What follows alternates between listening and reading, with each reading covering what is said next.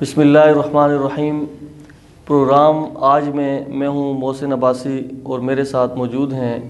ملک پاکستان کے معروف شخصیت مولانا احمد دودھانی صاحب۔ مولانا صاحب السلام علیکم۔ وعلیکم السلام ورحمۃ اللہ۔ آپ کا شکریہ ادا کرتے ہیں کہ آپ ہمارے آج کے اس پروگرام میں تشریف لائے۔ مولانا صاحب، آپ سے پہلا سوال یہ ہے کہ آپ ہمیں اپنا مختصر تعارف کروائیں تاکہ دنیا کے اندر آپ کو سننے والے دیکھنے والے لوگ یہ سمجھ سکیں کہ آپ کا تعلق اسی پاکستان کے ساتھ ہے، آپ کا تعلیمی سلسلہ اسی پاکستان سے وابستہ ہے، تو آپ ہمیں اپنا مختصر تعارف کروا دیں۔ بسم اللہ الرحمن الرحیم۔ محسن بھائی شکریہ، آپ میرا موقف میرے سے ماننے والوں سے اس کو سنانے کے لیے تشریف لائے۔ میں سب سے پہلے عرض کروں گا، میرا تعلیمی سلسلہ میں نے ملک کے مختلف مدارس سے تعلیم حاصل کی، اس میں جامعہ رشیدیہ ساہیوال، اشرف المدارس فیصل آباد، میں نے موقوف علیہ اور دورہ حدیث قاسم العلوم ملتان سے کیا، جہاں مفکر اسلام قائد جمعیت حضرت مولانا مفتی محمود صاحب میرے اساتذہ میں شامل ہیں۔ میں نے بخاری شریف کا ایک حصہ ان سے پڑھا تھا۔ 1976 میں نے دورہ حدیث کیا تھا۔ تعلیم سے فراغت کے بعد میرا طالب علمی کے دور میں زیادہ تعلق JTI سے ہوا کرتا تھا۔ فراغت کے بعد یقیناً پھر میں نے جمعیت علماء اسلام میں بھی جانا تھا۔ میں نے ابتدا میں جمعیت علماء اسلام میں بھی کام کیا، مگر اس وقت پاکستان میں سپاہ صحابہ یہ بڑی سرگرم تھی۔ مولانا حق نواز کا نام بڑا تھا۔ میں مولانا حق نواز کو طالب علمی کے دور سے جانتا ہوں، جب سپاہ صحابہ نہیں تھی۔ اور یہ بھی میں عرض کر دوں، میں 1974 میں پہلی مرتبہ تحریک ختم نبوت میں فیصل آباد سے گرفتار ہوا تھا۔ جب میں گرفتار ہو کر فیصل آباد جیل میں گیا تو وہاں مولانا حق نواز جنگوی رحمۃ اللہ تعالیٰ علیہ، مولانا منظور احمد چنیوٹی اور دیگر جھنگ چنیوٹ کے علماء کرام موجود تھے۔ میرا پورا ایک چلہ فیصل آباد جیل میں طالب علمی کے دور میں مولانا حق نواز اور مولانا چنیوٹی کے ساتھ گزرا۔ یوں میری مولانا حق نواز کے ساتھ ایک محبت کا رابطہ ہوا، اور میرے طالب علمی کے ایک ساتھی تھے جھنگ کے مولانا عبدالحلیم صاحب، وہ مسجد حق نواز کے قریب ان کا گھر تھا۔ میں اس وقت کبھی کبھی جایا کرتا تھا تو مولانا حق نواز سے بھی ملنے کے لیے جایا کرتا تھا۔ یہ 1975 اور 76 کی بات ہے۔ تو چونکہ طالب علمی میں میرا ان کے ساتھ ربط ہو گیا، اور پھر اس وقت مولانا اگرچہ سپاہ صحابہ تو نہیں تھی، لیکن مختلف عنوانوں کے اوپر وہ کام کیا کرتے تھے۔ ان کا انداز دیکھ کر کے مجھے ان سے محبت ہوا کرتی تھی۔ پھر انہوں نے جب سپاہ صحابہ بنائی تو مجھے انہوں نے ایک موقع پر، یہ غالباً 1999 کی بات ہے، میں چیچا وطنی میں ایک جلسہ تھا، وہاں میں بھی گیا، مولانا حق نواز تھے۔ جلسے کے بعد ایک کھانے کے دسترخوان پہ بیٹھے ہوئے تھے تو مولانا حق نواز نے مجھے کہا کہ مولانا لدھیانوی صاحب، آپ کی پہلی زندگی بیکار ہے، اب آپ باضابطہ سپاہ صحابہ میں شامل ہو کر کے یہ کام شروع کریں۔ تو میں نے انہیں کہا کہ میں ابھی قریب دنوں میں کمالیہ آیا ہوں، میرے سے پہلے والا خطیب خالص متن ایک علمی اور اصلاحی قسم کا خطیب تھا، سپاہ صحابہ کا سٹائل ذرا جذباتی قسم کا ہے، میں یہ انداز ابھی اپناؤں گا تو شاید وہ لوگ برداشت نہ کر سکیں۔ آپ مجھے 1 سال دے دیں، میں 1 سال وہاں ذرا حالات بناؤں اور ماحول بنے گا، پھر ساتھیوں پہ محنت کروں گا تو انشاءاللہ میں آپ کا کام شروع کر دوں گا۔ مولانا حق نواز کے ساتھ میرا وہ تعلق جو تھا، اس کی وجہ سے مجھے مولانا ضیاء الرحمن فاروقی نے باضابطہ ٹوبے کی جماعت کے لوگوں کو حکم جاری کر کے ٹوبے کی جماعت کا مجھے صدر بنا دیا۔ غالباً کوئی 6 مہینے گزرے ہوں گے میں نے جب اس پہ کام کیا تو حضرت فاروقی شہید رحمۃ اللہ تعالیٰ علیہ، یہ بھی میں عرض کر دوں، حضرت فاروقی شہید رحمۃ اللہ علیہ کے ساتھ بھی میرا طالب علمی کا سلسلہ ہے۔ جامعہ رشیدیہ سے ہم نے پڑھنا اکٹھا شروع کیا، پھر اگرچہ آگے چل کر ہم جدا ہو گئے، میں اور اداروں میں تھا، فاروقی صاحب اور اداروں میں، اور دورہ حدیث والا سال ہمارا ایک ہی ہے۔ میں قاسم علوم میں تھا، وہ خیر المدارس میں تھے، ہم دونوں نے جے ٹی آئی میں کام کیا۔ اس وجہ سے فاروقی صاحب مجھے جانتے تھے، انہوں نے میری ان خدمات کو یا میری محنت کو دیکھ کر کے بہت جلدی مجھے ترقی دے دی، مجھے فیصل آباد ڈویژن کا سپاہی صحابہ کا صدر بنا دیا ایک خط کے ذریعے۔ وہ خط میرے پاس یقیناً موجود ہوگا۔ آگے چل کر کے پھر میں نے سپاہی صحابہ پنجاب کی نائب صدارت کا الیکشن میں لڑنا نہیں چاہتا تھا، اکاڑے کی جماعت کے لوگوں نے میرا نام پیش کر دیا، بس اکثریت نے میرے حق میں فیصلہ دے دیا، تو میں پنجاب کا نائب صدر بن گیا۔ اس وقت مولانا نواز بلوچ صاحب سپاہی صحابہ پنجاب کے صدر ہوتے تھے۔ وہ کچھ جذباتی قسم کے آدمی تھے، کبھی کبھی وہ اختلافی باتیں بھی کر لیتے تھے۔ انہوں نے جذبات میں آ کر کے کچھ جماعت کے ذمہ داروں سے اختلاف کیے، میں نے بھی ان سے اختلاف کیا کہ یہ اچھا انداز نہیں ہے، یوں باتیں جماعتوں کے اجلاسوں میں بیٹھ کر کیا کرتے ہیں، باہر نہیں کیا کرتے، آپ نے اخبار میں بیان دے دیا، یہ ٹھیک نہیں ہے۔ وہ غالباً نہ معلوم کیوں اپنے اوپر کنٹرول نہ کر سکے، ایک ایسا بیان دے دیا جو جماعتی پالیسی کے بالکل خلاف تھا، جس سے جماعت کو نقصان پہنچنا تھا، جس کی وجہ سے انہیں جماعت کے عہدے سے ہٹا دیا گیا، اور مجھے جماعت کی مجلس عاملہ کا اجلاس سمندری میں حضرت فاروقی شہید رحمۃ اللہ تعالیٰ علیہ نے بلا کر کے مجھے اس میں پنجاب کی صدارت دے دی، اور یہ غالباً 1995 کی بات ہے۔ میں نے پھر بہت تھوڑا وقت گزرا تھا، مجھے پنجاب کی صدارت ملے ہوئے، مولانا ضیاء الرحمن فاروقی، مولانا اعظم طارق رحمۃ اللہ تعالیٰ علیہ، یہ دونوں حضرات بہاولپور سے تعلق رکھنے والا ایک شیعہ متعصب جاگیردار تھا، شاہ نواز المعروف ڈبہ، وہ قتل ہوا، اور اس میں ہمارے دونوں قائدین کو گرفتار کر کے ملتان جیل میں بند کر دیا۔ جب وہ دونوں حضرات گرفتار ہو گئے تو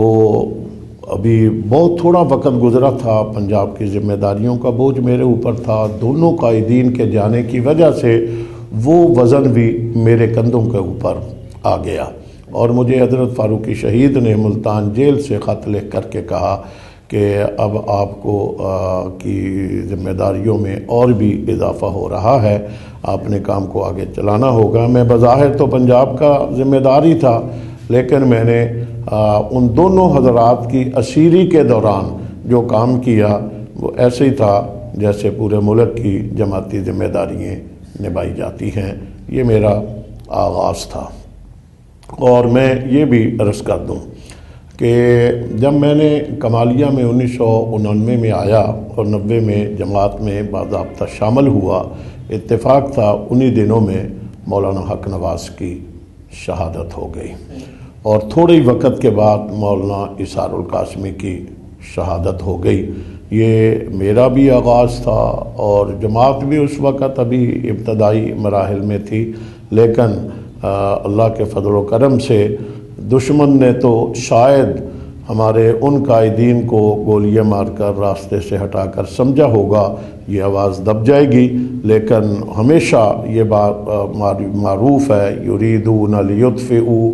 نور اللہ بافواہہم واللہ متم نورہ ولو کرہ الکافرون۔ یہ حق کی آواز جو ہوتی ہے یہ دبنے کے لیے نہیں ہوتی، یہ آگے بڑھنے کے لیے، پھیلنے کے لیے ہوتی ہے۔ جیسے جیسے دشمن ہمارے قائدین کو، ذمہ داروں کو راستے سے ہٹاتا گیا، ہمارا پروگرام آگے ہی بڑھتا گیا۔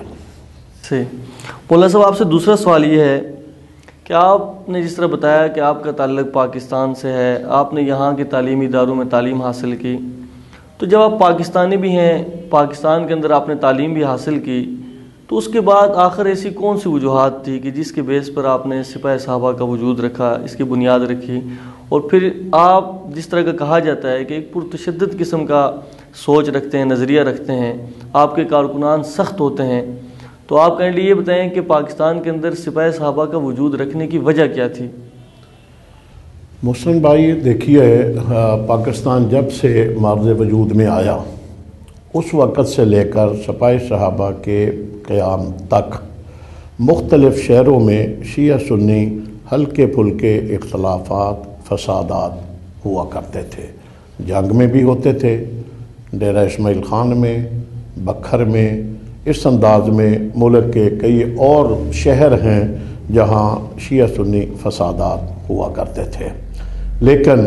وہ فسادات جہاں ہوتے وہاں کی انتظامیہ یا وہیں کے لوگ مل کر کے آپس میں قریب کر دیا کرتے تھے،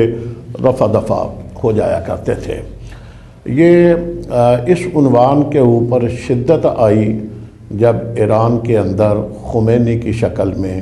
انقلاب آیا،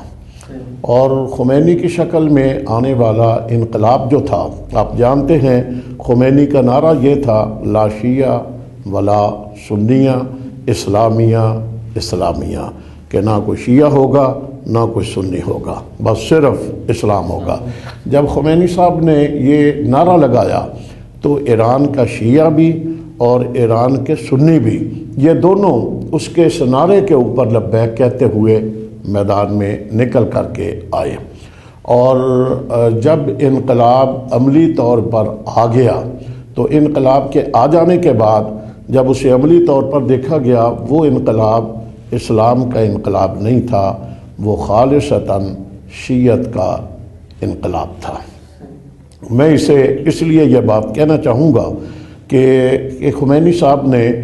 انقلاب کے آنے کے بعد جو وہاں کا آئین بنایا، اس آئین کے اندر یہ بات لکھی ہوئی ہے کہ ایران کا صدر، ایران کا وزیر اعظم، ایران کی پارلیمنٹ کا سپیکر،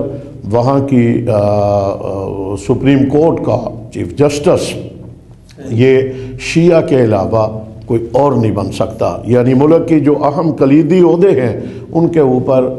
غیر شیعہ نہیں آ سکتا، کوئی سنی نہیں آ سکتا۔ یہ بات واضح کر رہی ہے یہ شیعت کا انقلاب تھا، یہ سنیت کا یا اسلام کا انقلاب نہیں تھا۔ اس انداز میں انقلاب ایران کے بعد بہت سارے سنی علماء کرام کو وہاں قتل کیا گیا، پھانسیاں دی گئیں، اور مختلف طریقے سے انہیں راستے سے ہٹانے کی کوششیں کی گئیں۔ اس انداز میں فوج میں شامل بہت سارے جرنیل، بہت سارے ذمہ داروں کو انہیں پھانسیاں دی گئی، سزائیں دی گئیں، قطاروں میں کھڑے کر کے انہیں گولیاں مار دی گئی۔ جرم ان کا کیا تھا کہ وہ اہل سنت والجماعت سے تعلق رکھتے تھے، یعنی یہ وہاں جرم بن گیا، سنی ہونا جرم ہے، مسلمان ہونا جرم ہے، صرف شیعہ کو وہاں پر رکھا جاتا تھا، تحفظ دیا جاتا تھا، اہل سنت سے تعلق رکھنے والوں کو مارا جا رہا تھا۔ ایک یہ وہاں پر بات آئی۔ دوسرے نمبر پر خمینی صاحب نے پھر جو انقلاب کے بعد جو کتابیں لکھی ہیں، وہ تحریریں اس وقت آپ نے بھی کہیں دیکھی ہوگی، میں نے بھی اس کی بہت ساری کتب کا مطالعہ کیا ہوا ہے۔ معروف کتاب ہے کشف اسرار اس کی، جس کے اندر اس نے سیدنا صدیق اکبر، سیدنا فاروق اعظم رضی اللہ تعالی عنہما، جو آج بھی پیغمبر کے ساتھ آرام فرما رہے ہیں، یعنی پیغمبر نے زندگی میں ان دونوں نے نبی کے ساتھ وفا کی ہے، اور نبی نے ان کی وفا کو دیکھ کر کے قیامت تک کے لیے اپنے ساتھ ہی سلا لیا ہے، اور جہاں سلایا ہوا ہے وہ قبر مبارک جو ہے وہ جنت کے ٹکڑوں میں سے ایک ٹکڑا ہے، جہاں پیغمبر آرام فرما رہے ہیں، جہاں صدیق و عمر آرام فرمائے ہیں۔ ان جنت میں آرام فرمانے والے اور نبی کے بااعتماد ساتھی جو ہیں، ان کے اوپر کفر کا فتویٰ لگا دیا، لیاذ باللہ، انہیں زندیق تک کہہ دیا، لیاذ باللہ، ان سے دین سے پھرنے والے ان کے بارے میں الفاظ کہے گئے۔ یہ باتیں جب آئیں تو کوئی بھی مسلمان انہیں دیکھ کر کے برداشت نہیں کر سکتا تھا۔ تو انقلاب ایران کے بعد جہاں یہ باتیں ہوئیں، میں یہاں یہ بات وضاحت سے کہہ دوں، انقلاب ایران جب آیا، میں نے پہلے کہا شیعہ بھی تائید میں تھا، سنی بھی تھا، یہاں تک کہ اس کے آ جانے کے بعد بھی فوری طور پر پاکستان کے بھی بہت سارے سنی علماء اور سیاستدان اس کی تائید میں تھے اس انقلاب کو دیکھ کر کے۔ میں اب بھی کہنا چاہتا ہوں وہ انقلاب اگر ایران کی حدود میں رہتا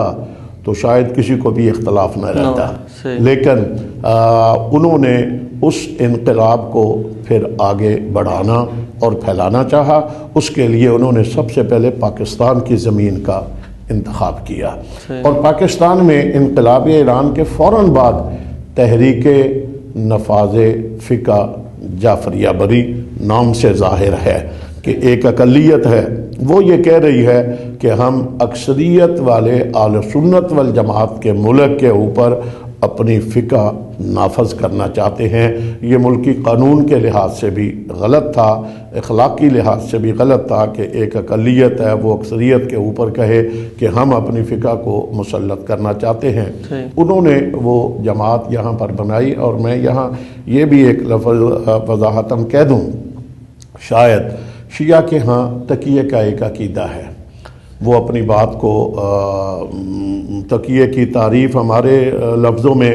ہم کہتے ہیں منافق آدمی ہے، زبان سے کچھ کہتا ہے دل میں کچھ اور ہوتا ہے۔ ان کے ہاں یہ تقیہ کا لفظ بولا جاتا ہے، کہتے ہیں جب سنی کے سامنے کوئی بات کرنا ہو زبان سے کچھ کہو دل میں نیت اور رکھو۔ اور ان کی معروف کتاب ہے، اس میں اس کے اوپر لکھا ہوا ہے لا ایمان لمن لا تقی لا، جو تقیہ نہیں کرتا اس کا ایمان ہی قابل نہیں ہے۔ ہمارے ہاں تو منافق کو کے لیے قرآن نے کہا نا ان المنافقین فی الدرک الاسفل من النار،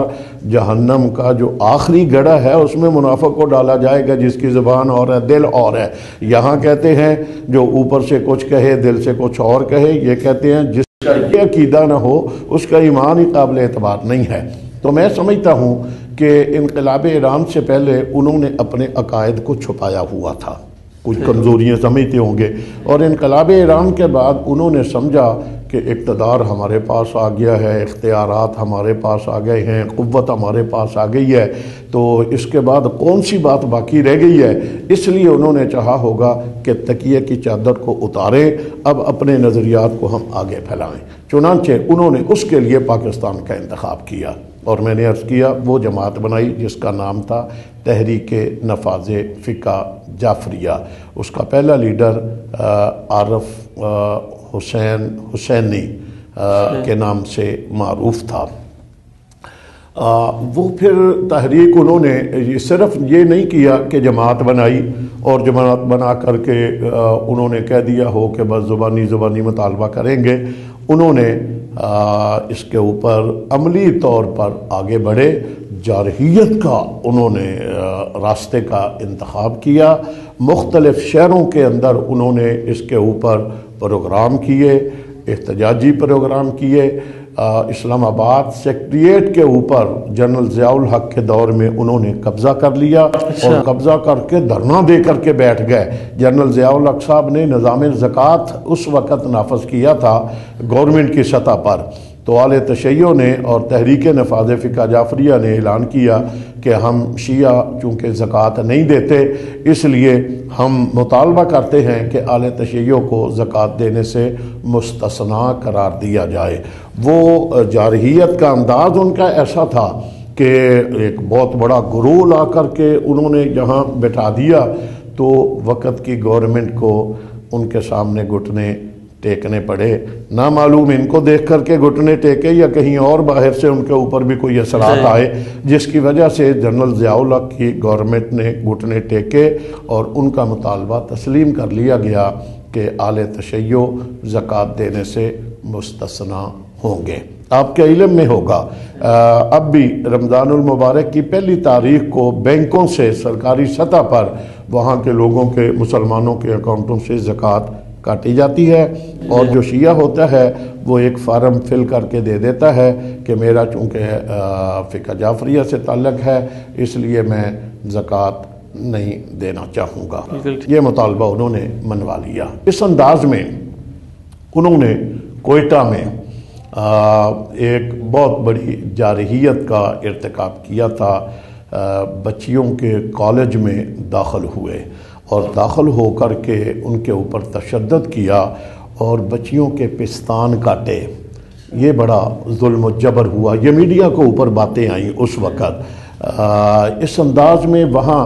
پولیس کے جوانوں کو مارا،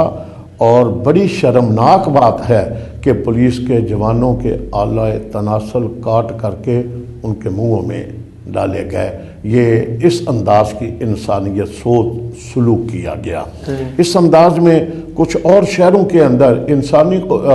ایرانی قونصلیٹ گئے، ان کی سربراہی میں، ان کی قیادت میں جلوس نکالے، اور ان جلوسوں کی وجہ سے اہل سنت کے اوپر تشدد ہوا، مظالم ہوئے۔ میرے سامنے جھنگ کی ایک تحصیل ہے گڑھ مہاراجہ، وہاں پر بھی ایسا ہوا تھا کہ مسجد میں اہل تشیع کا جلوس داخل ہوا، مسجد کی الماریوں سے قرآن اٹھائے اور پاؤں کی ٹھوکریں مار کے، یہ الیاذ باللہ الیاذ باللہ، یہ انہوں نے شرمناک قسم کی حرکتیں کی، اور پھر اس کے اوپر اشتعال پیدا ہونا ہی تھا۔ تو اہل سنت کی بہت بڑی دکانوں کو نظر آتش کیا گیا تھا۔ یہ فوری انقلاب ایران کے بعد، اور یہاں میں یہ بات وضاحت سے کہہ دوں چونکہ آگے بات آنی ہے، ابھی سپاہ صحابہ نہیں بنی تھی۔ اچھا جی، اس سے پہلے کی بات؟ یہ اس سے پہلے کی باتیں ہیں۔ اس انداز میں ملک کے مختلف شہروں میں کچھ ایسے دلخراش واقعات ہوئے۔ مثلا حضرات صحابہ کرام کے نام دیواروں پہ لکھے جاتے، ان کے اوپر کسی جگہ پہ گندگی پھینکی گئی، کسی جگہ پہ الیاذ باللہ جوتے مارے گئے۔ جھنگ وہ جگہ ہے جہاں ایک گیٹ بنا ہوا تھا جس کے اوپر ایک سکول کے طالب علم نے اپنے ہاتھ کے ساتھ لکھ دیا باب عمر۔ وہ قلم کے ساتھ روٹین میں، کوئی نہیں پتا اس نے کیوں لکھا ہوگا، اس نے یہ لکھ دیا۔ محرم آیا تو محرم میں اہل تشیع کا جلوس وہاں سے گزرنا تھا، وہ جلوس جب آیا تو یہاں آ کر کے وہ رک گیا۔ انتظامیہ سے مطالبہ کیا یا یہ نام مٹاؤ یا اس کے اوپر کپڑا ڈالو، ورنہ ہمارا جلوس یہاں سے نہیں گزرے گا۔ اچھا، انتظامیہ نے انکار کر دیا کہ یہ نہیں ہوگا، نہ ہم کپڑا ڈالیں گے نہ ہم اس کو نام کو ہٹائیں گے۔ تو اہل تشیع نے اس کے اوپر جوتے مارے۔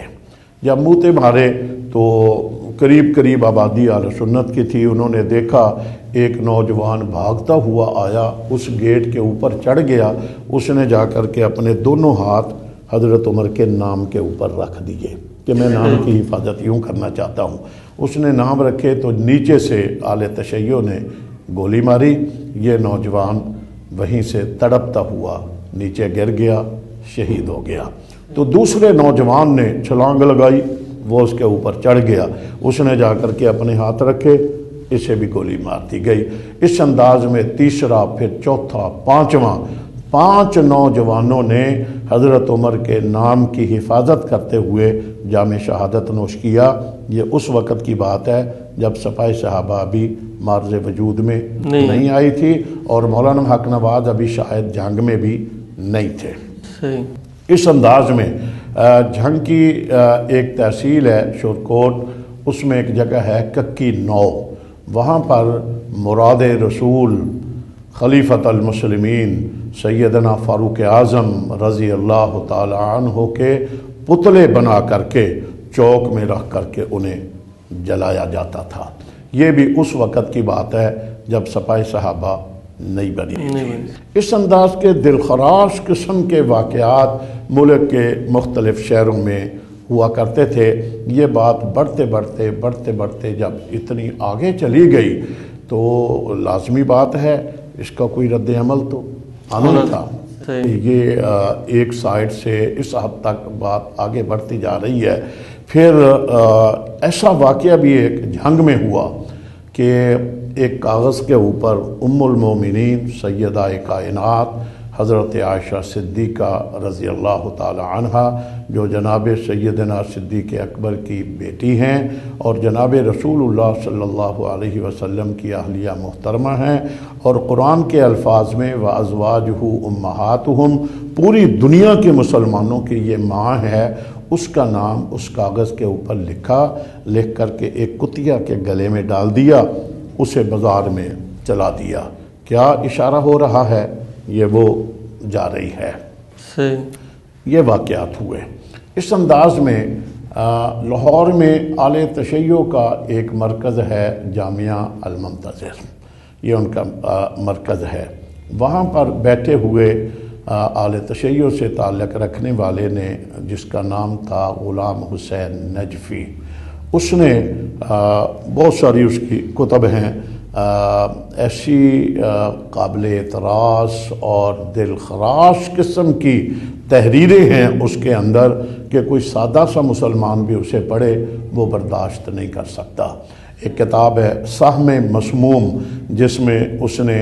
سیدنا فاروق اعظم رضی اللہ تعالی عنہ کو 100 نمبر لگا کر کے گالیاں دی ہوئی ہیں۔